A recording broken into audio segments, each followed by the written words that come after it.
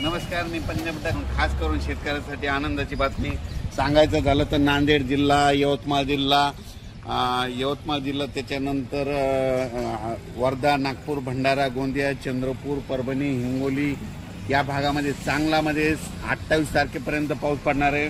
पण नांदेड जिल्ह्यात मात्र शनिवारी मात्र चांगला जोराचा पाऊस पडणार आहे, म्हणून हा अंदाज खास करून शेतकऱ्याला या MIDCच्या या ठिकाणून देत आहे। कारण की या ठिकाणी पाहिल्याच्या नंतर पीक परिस्थिती बघितल्याच्या नंतर फक्त पिकाला जोपाला असाच पाऊस पडला तर नांदेड जिल्ह्यासाठी खास करून आनंदाची बातमी 28 तारखेपर्यंत या तुमच्या नांदेड जिल्ह्यामध्ये चांगला पाऊस पडणार आहे, म्हणून हा अंदाज लक्षात येतो। राज्यात बघायचं झालं तर पूर्व विदर्भ, पश्चिम विदर्भ, दक्षिण महाराष्ट्र, उत्तर महाराष्ट्र, कोकण पट्टी, खानदेश आणखीन जवळपास 5 दिवस म्हणजे दररोज वेगवेगळ्या भागात पाऊस पडणार आहे।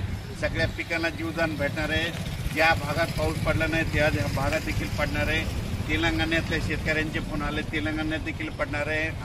त्याच्यानंतर कर्नाटक भागात देखील पडणार आहे। म्हणजे जिथं पाऊस पडला नाही त्या भागात सगळीकडे पाऊस पडणार आहे, म्हणून खास करून हे नांदेड जिल्ह्यातून अंदाज येत आहे। कारण की नांदेड जिल्ह्यामध्ये पाऊस पडलाय पण थोडं फरक नाही पडलाय।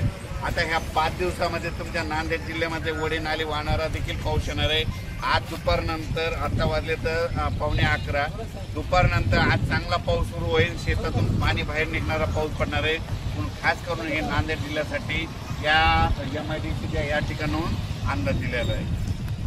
आज लगेच उद्या एक मेसेज दिला जाईल। धन्यवाद।